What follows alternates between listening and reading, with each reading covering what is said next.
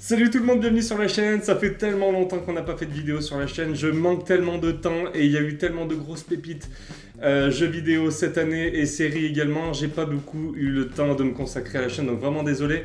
Mais je profite de cette fin d'année 2022 pour être avec mon acolyte Jimmy qui était avec moi depuis le début que j'ai une console de jeux vidéo.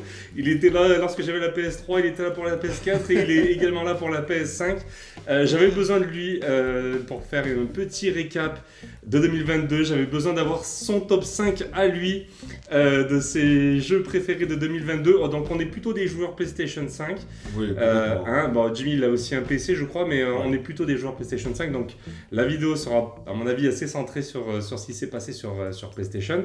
J'en profite d'ailleurs avant d'attaquer ton top 5 Jimmy. On va saluer Pierre, on va saluer Stan, on va saluer Aurelio. Salut les gars, on pense à vous. Même si la vidéo est publique, eh ben, on pense à notre team. Première question, comment ça va Jimmy? Bah ça va super et toi? Moi ça va nickel, t'as fait ton top 5 Écoute, ouais, de 2022? j'ai fait mon top 5 de 2022. Bon moi j'ai des jeux de 2021 parce que j'ai pas eu le temps de beaucoup jouer cette année quand même. D'accord, de 2022 du coup, bon cru ou pas bon cru? Bon cru quand même. D'accord. Fin d'année bon cru quand même. D'accord. On peut y aller? On y va? On y va. On va commencer par on va partir du bas vers le haut, on va commencer par ton numéro 5. Aïe, aïe, je vais me faire engueuler tout de suite alors. Alors en numéro 5, Horizon. Ok.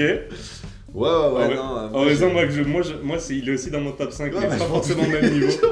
Alors, qu'est-ce que tu peux nous dire sur Horizon Écoute, c'est Horizon Forbidden West, ouais, hein, bien sûr. Bah, oui, qui était sorti sur PS5 en sorti début d'année mars, 2022. Ouais, février-mars, un truc. Ouais. Alors, qu'est-ce que tu peux nous dire sur le jeu? Pourquoi numéro 5? Alors, Et pourquoi dans le classement? bon, il est beau graphiquement. Le scénario, je l'ai trouvé par rapport au 1 moins poussé, moins détaillé. Je trouve qu'il a les mêmes lacunes que dans le 1 que je reprochais, ce qui est les combats entre les humains. Je trouve que c'est encore, il y a encore beaucoup de déchets techniques là-dessus. Ouais. J'ai trouvé court. D'accord. Je l'ai trouvé court et je me suis embêté. Voilà. D'accord. Ok. Quand même dans le jeu. Mais tu mets qu'un dans ton top 5 parce que c'était quand même un bon jeu pour toi? Non, c'est un bon jeu. C'est un bon jeu. J'ai quand même passé de bons moments. D'accord. Il y a quand même c'est un très bon jeu. Ouais. Mais l'attente était plus haute que. D'accord. L'attente était peut-être trop haute. J'ai fait un test moi sur ma chaîne, je sais pas si tu l'avais vu. Si, je l'ai vu. Hein, si pour ceux qui veulent aller voir, n'hésitez pas. Donc c'était pour ton numéro 5, ok, on a compris. Tu as vu qu'il allait avoir un DLC qui allait sortir cette année, Oui. En 2023. Intéressé, Oui. pas intéressé? Non, pas intéressé. Pas intéressé. Je t'avoue que je ne paierai pas. D'accord, ok. Rapide, précis, impeccable.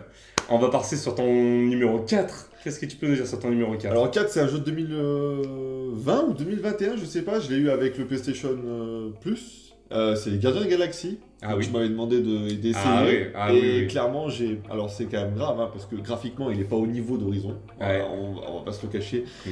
Mais c'est une jouissance et une rigolade non-stop qui a fait que pour moi, je le mets en 4. Voilà, j'ai rigolé. L'humour qu'on a des Gardiens de la Galaxie, dans le jeu, tu rigoles sans cesse, quoi. Alors moi tu m'avais fait partager ta partie, merci beaucoup d'ailleurs, et c'était ultra fun. Ah ouais, Les dialogues étaient ultra fun.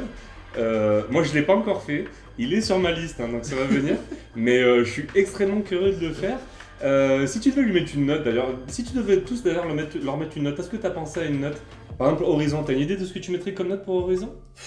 Tu n'as pas réfléchi? Non, j'y ai pas réfléchi, je t'avoue, parce que en vrai, dire une note comme ça serait.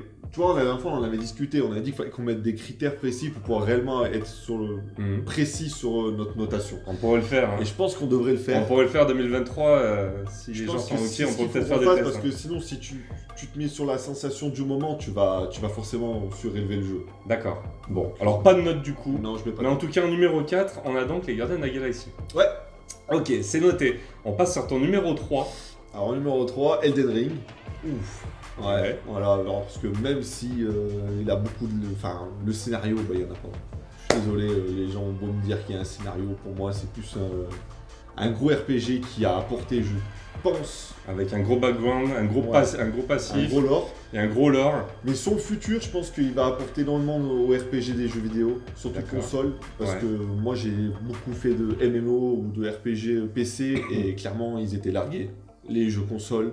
Et Elden Ring a apporté ça, une map, une immensité, un gros RPG, même s'il y a beaucoup de choses aussi à reprocher sur le côté des armes et des armures, je trouve, dans Elden Ring, mais il a apporté une réalisation artistique que ça faisait belle durée, j'en avais pas vu autant. Ouais. Et ça m'a fait vraiment plaisir de jouer à ce genre de jeu. D'accord. Et j'ai quand même joué 160 heures, donc je peux pas le mettre dans mon top 5. D'accord, ok. Voilà. Bon, bah du coup, maintenant je suis curieux de savoir, parce que je pensais qu'il était numéro 1 pour toi. Donc, Elden Ring ouais, je sais pas. Ah non, je l'ai quand même beaucoup critiqué. On en parle de la fin. Oh non, on parle pas de la fin, je parle de Denver et Minen Farmer. On va peut-être pas en parler, on va laisser le plaisir à ceux qui l'ont pas fait. Mais bon, ça reste quand même, il est quand même dans ton top 5, il est quand même plutôt bien placé. Numéro 3, t'as vu qu'il allait avoir un DLC également en 2023. Je le prendrai pas, je pense pas que je le prendrai. D'accord. Je pense pas que je le prendrai parce que je l'ai vendu instantané. Grosse communauté, hein, franchement. Ouais, c'est ce qu'on a beaucoup en ligne. Grosse communauté, ouais, effectivement. Et c'est ça qui est la force aussi d'un RPG, c'est que t'as une grosse communauté autour d'un jeu, mine de rien. C'est certes, le jeu est difficile et certes, il n'y a aucun guidage dans le jeu et je pense que c'est la plus grosse reproche qu'on peut nous faire. Même si on va me dire c'est un soul, hein Aurélio, dédicace pour toi. Mais je trouve qu'il y aurait eu, ne serait-ce que même le début, on peut s'en rappeler, tu sais pas comment avoir un cheval. Et si on te l'explique pas, tu peux être à pied pendant 200 heures. Oui. C'est vrai qu'on n'est pas beaucoup guidé, voire pas du tout. J'ai encore souvenir des quêtes. Voilà. C'était pas facile. D'accord, ok. Donc numéro 3, Elden Ring. Sacré classement. On passe sur ton numéro 2. Attention, on arrive dans le... On se rapproche du top 1. Alors, qui est numéro 2 pour toi cette année en 2022 ? God of War. Ouh. Non de Dieu, mais qui va être premier là ? Alors là j'ai peur. Ah ouais. Alors God of War, ok. Qu'est-ce que tu peux me dire sur God of War ? À la toute différence par rapport à Elden Ring, c'est qu'il y a un scénario. Ouais. Et une narration exceptionnelle. C'est un très bon RPG. Et j'ai passé un très bon moment. D'accord. Mais ça m'a manqué trop de choses. Ça m'a manqué une ergonomie de map, ça m'a manqué de la manette. Je trouve qu'il n'y a aucune sensation dans la manette. Ça m'a manqué, ce que je te disais en off, le God of War côté Sparte où c'est spectaculaire, ça envoie dans tous les sens. D'accord. Je trouve que c'est pas platonique les combats, on peut pas dire ça dans God of War, mais quand tu compares par rapport à l'épisode de Sparte, je trouve que ça perd du punch dans les combats de God of War de l'époque, je trouve. D'accord. Je le retrouve pas. D'accord. Voilà, et ça m'a manqué énormément. Quand même bon jeu malgré tout. Très bon jeu. T'as quand même kiffé parce que tu appuies vachement sur les points négatifs sur tous les jeux. C'est pour ça que je te mets pas en top 1. D'accord. Mais et chaque fois j'évolue. D'accord. Mais non, sinon c'est un très beau jeu. J'ai Kratos de le voir devenir, on va dire, père.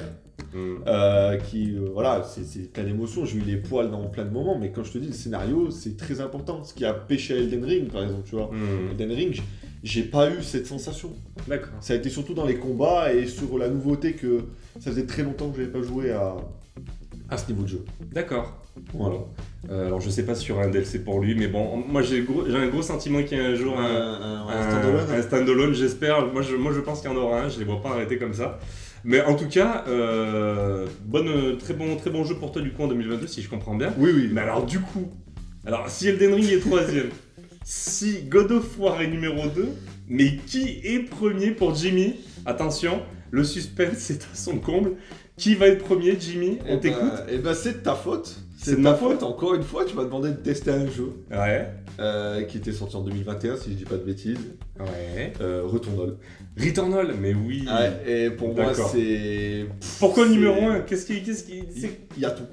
Allez, explique-nous un petit peu. Les sensations de la manette, le scénario, l'ergonomie d'une map, le RPG, la façon que tu étais bloqué dans une boucle temporelle, que tu dois améliorer ton niveau constamment, C'est un shooter à la 3ème personne. C'est ça. C'est très addictif apparemment, ce que j'ai compris. C'est hallucinant. Moi j'ai commencé à prendre la manette ce week-end, j'ai essayé de le tester, je l'ai pas encore fait à fond.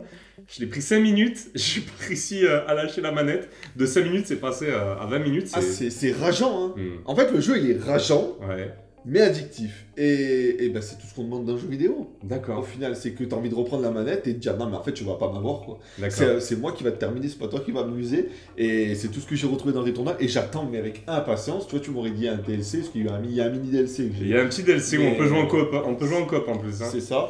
Mais c'est pas dingue. D'accord. Et clairement, moi, tu me dis le 2 et je le signe tout de suite en Day One, tu vois. D'accord. Donc, incroyable, le numéro 1 de Jimmy, c'est Returnal. J'ai pas beaucoup joué. Et j'ai souvenir que j'ai dû le forcer sait pour qui il y joue, donc ça me surprend assez. C'est vrai, c'est vrai. Bah écoute Jimmy, sacré top 5. T'es surpris? Moi je m'attendais pas au numéro 1. J'espère que la vidéo ça vous a plu. Et toi? Moi mon top 5 il arrive dans une autre vidéo tout de suite après. On va la tourner ensemble avec Jimmy, on va la tourner là. Vous allez bientôt la voir. En tout cas vous avez le top 5 de Jimmy, super intéressant. Jimmy, il nous reste quelques minutes.